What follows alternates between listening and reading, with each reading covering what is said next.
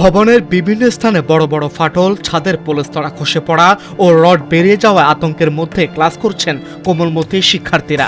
পর্যাপ্ত শ্রেণীকক্ষ না থাকায় ঝুঁকিপূর্ণ ভবনটি ব্যবহার করা ছাড়া উপায় নেই বলে জানিয়েছেন শিক্ষকরা।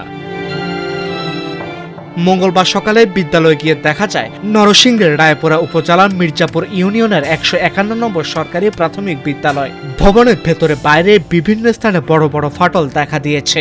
কোথাও খসে পড়েছে ছাদের পলেস্তারা, আবার কোথাও বেরিয়ে আছে রড। বৃষ্টির সময় ছাদ চুইয়ে শ্রেণীকক্ষে পানি পড়ার চিহ্ন রয়েছে। বিভিন্ন স্থানে জমেছে শ্যাওলা। বিদ্যালয়টির অপর ভবনে মাত্র 3টি কক্ষ রয়েছে।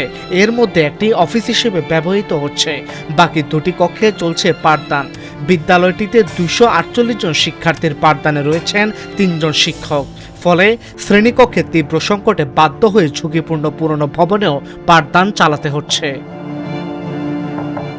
বিদ্যালয়ের ভারপ্রাপ্ত প্রধান শিক্ষক মোহাম্মদ শাহজাহান বলেন, আমাদের স্কুলে 2টি ভবন রয়েছে, একটি ভবন পরিত্যক্ত অবস্থায় আছে।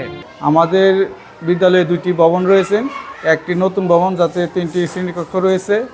এর মধ্যে আমরা একটি অফিস রুম হিসেবে ব্যবহার করছি, আর 2টি শ্রেণীকক্ষ আছে।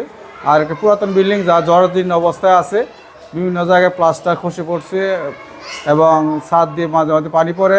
ছাত্রছাত্রীরা ওই রুমে বসতে খুব সমস্যা হয়, তাদের খাতা বইতে অনেক সময় ভিজে যায়।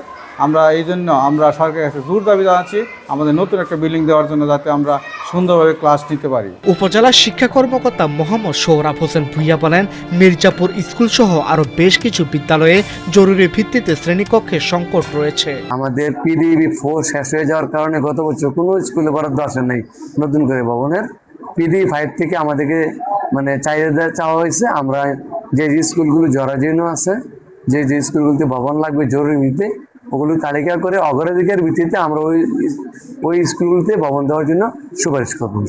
স্থানীয়দের দাবি, নতুন ভবন নির্মাণ না হওয়া পর্যন্ত ঝুঁকিপূর্ণ ভবনে পাঠদান বন্ধ রেখে শিক্ষার্থীদের নিরাপদ পরিবেশে ক্লাসের ব্যবস্থা করা হোক। পাশাপাশি দ্রুততম সময়ে নতুন ভবন নির্মাণ করে শিক্ষার্থী ও শিক্ষকদের নিরাপত্তা নিশ্চিত করতে হবে।